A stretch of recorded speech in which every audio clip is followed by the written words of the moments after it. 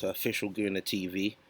First of all, I want to thank everyone for liking, subscribing, following, retweeting, all of that. Really appreciate the support and love I've been getting. The comments back, I'm getting a few WhatsApps and phone calls saying, "Yo, you're doing your thing, looking good, bro. When's the next video dropping?" Honestly, yes, big up to them people. First of all, I want to big up my boy Qozo. His new series drops tonight, 12 o'clock, channel 186 on Sky. Real Life TV UK. Big up to yourself. Been grinding hard on this music thing. Yeah, he's gonna be yeah, big things coming. Big things coming for him. So keep an eye out for that. The link to his Instagram is in the description below. So follow him, show him some love. Proud of you, my brother. Big up to yourself. We're gonna get into this video now, and today I'm going with a bit of a different video today. I'm gonna be talking about the Black Lives Matter movement, particularly to do with the Premier League. We're gonna touch on a few other issues, three other departments, but the main thing, we're gonna kind of base it around football. I know this is a football-based channel, but I feel there's certain issues that I need to address, and I want to use this platform to address it. Sort of like my mental health video that you might have seen previously. So yeah, the Black Lives Matter movement.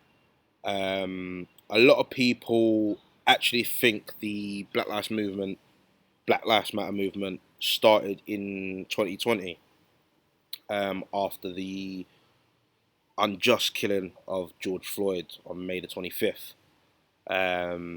It actually started in 2013 after George Zimmerman was acquitted for shooting Trayvon Martin in February of 2017.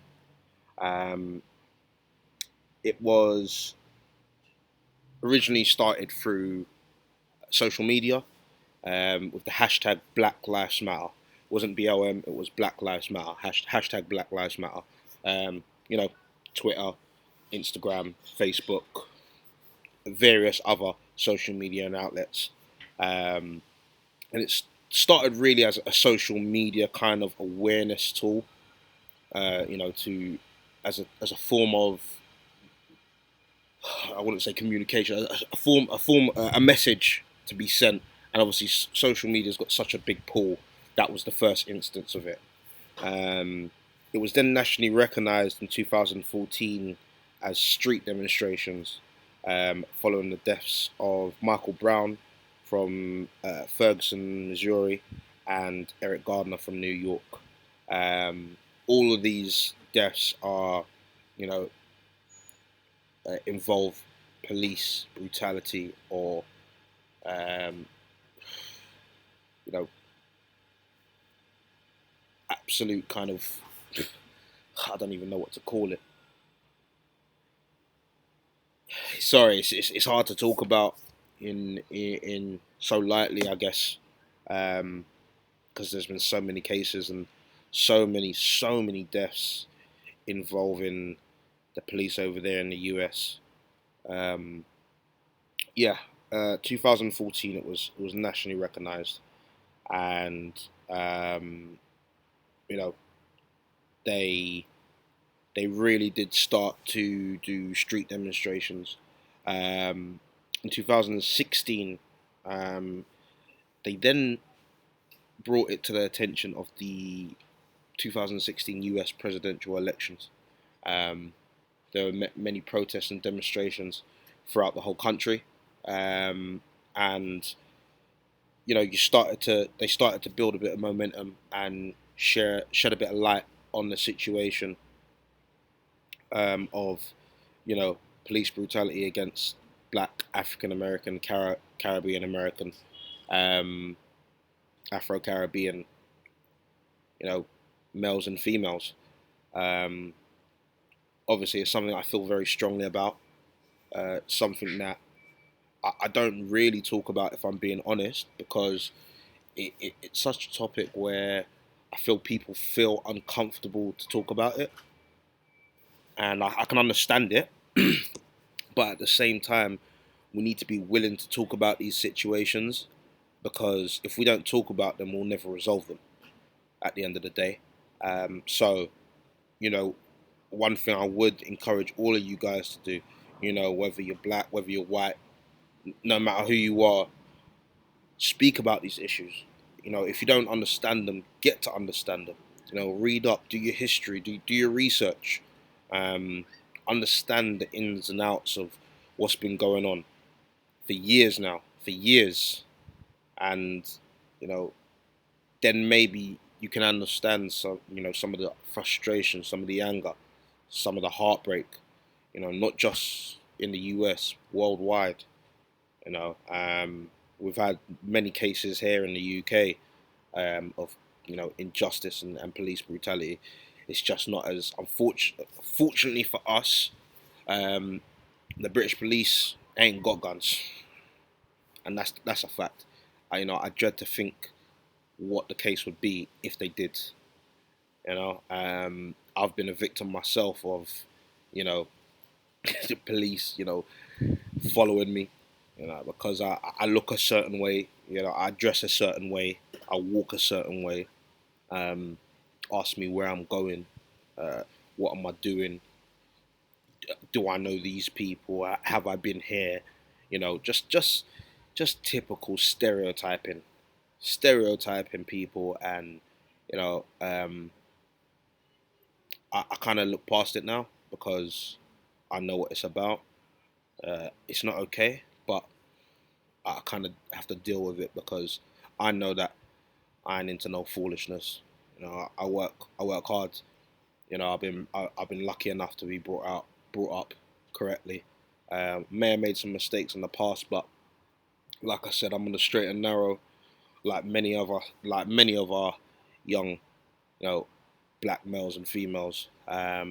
So yeah, man, it's it's crazy. It's crazy that I'm even doing a video talking about Black Lives Mattering. That should be a given. We're in 2020. So, I think that tells you all you need to know about where we are at the moment in the world. Um,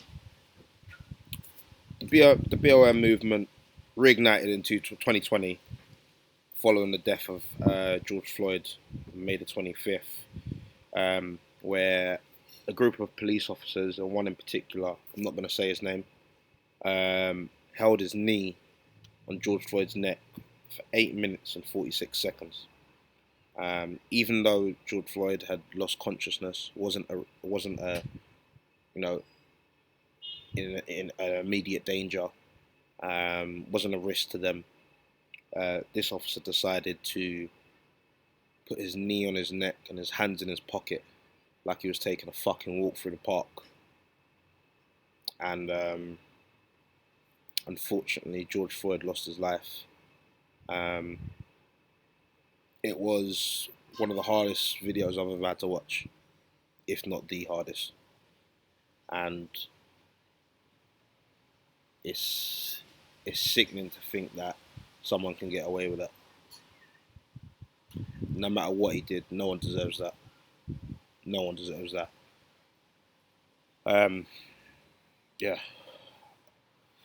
Going on to the Premier League. The Premier League decided that they would be dropping the Lives Matter slogan off the team shirts. I think they had it on the left hand side of their shirts for the last 9 games after the restart. And the Premier League decided to drop the slogan and reinitiate their No Room for Racism project, which was launched in 2019 alongside the Kick It Out campaign. For those of you that don't know, the No Room for Racism Kick It Out campaign, it was launched alongside the Premier League um, to help, stop discrimination, racism of any kind among players, fans, staff, and I'm not saying that it's a bad thing. You know, I do like the idea, and I do think that I commend the Premier League in terms of, you know, creating the no room for racism movement. But at the same time, um, we know that there's no room for racism. We know that, you know, when it comes to racism for, you know, other races or religions, it's well documented and it's taken care of. I think the problem that we're having at the moment is, yes, some people will say, yeah, you know, white lives matter as well, and all lives matter, and we know that, we know that, but it's not those lives that are losing their people on a daily basis. You know, getting shot before they're spoken to, arrested, uh, pulled over, you know, just because of the color of their skin. Um, and I know some people are going to disagree with me. Some people might agree with me. That's fair enough. Those are your opinions. You're entitled to them, and I you know, I welcome you to comment on this and give me your view.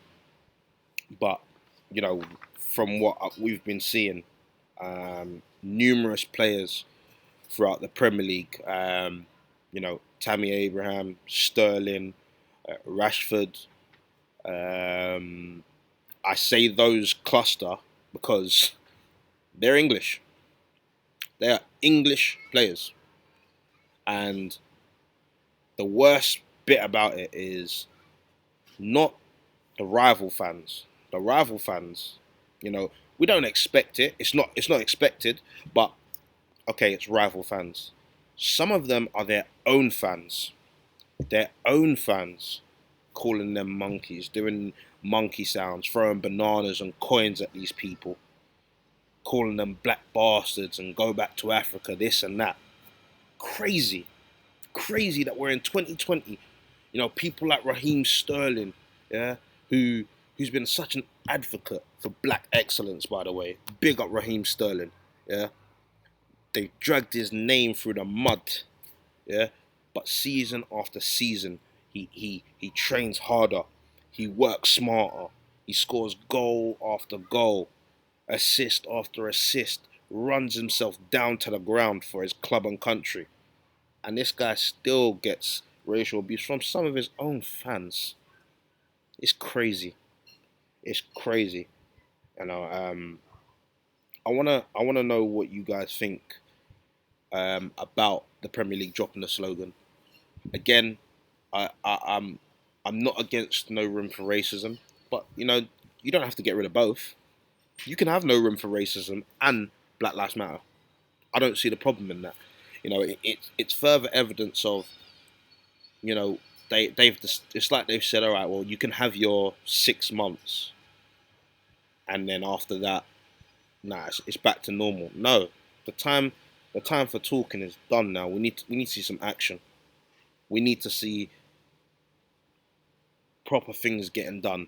You know, proper sanctions. You know, I I can't say that they've done nothing, because in the Premier League, I think Chelsea have been one of the clubs that they've banned people for life for being racist.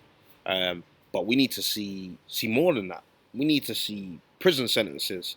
Yeah, we need to see, you know, significant fines. Yeah, that's what we need to see, because these people aren't going to stop. These people aren't going to stop, and the Premier League is one of the most watched things in the whole world. Yeah, I'm talking. Well, I'm mainly talking UK. Yeah, but football in this country is massive. Yeah, and if we can take a stand together, you know, the players are doing their bit. They're still taking the knee, which is brilliant to see. Um, some of them are still talking talking about this subject, which is brilliant to see. And I think we all need to take notice. You know, if they can do it, we can. Yeah, so I say to the Premier League, don't push the Black Lives Matter thing to the side. Don't push it to the side, because it's not going away. It's not going away. You can try and delay it, but we're here now. You know, we've spoken and we'll continue to speak. And it's it's a sad thing, because, like I said, in 2020, I shouldn't even be speaking about something like this. You know, we're all human beings. We all breathe air. We all bleed. I shouldn't be having to talk about Black Lives Matter, because that should be a given. White Lives Matter, and that's a given. All lives, that's a given. It should be anyway. Yeah, man. Thank you again for watching. Like I said, there was no kind of joke or thing in this one. Like I said, serious issues, I will kind of address them seriously. So I do want to thank everyone for watching, listening. Comment below. Let me know what you think. Share around, please. I'll be dropping a new video tomorrow.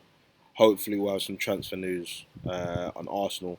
But today was about Black Lives Matter, and they'll continue to matter. You know, throughout till the end of time. We won't stop fighting. We won't stop talking. We won't stop, you know, the street protests until we get justice, and until we, you know, are recognized as equals. Then it will not stop. Bless up, everyone. Thanks for watching.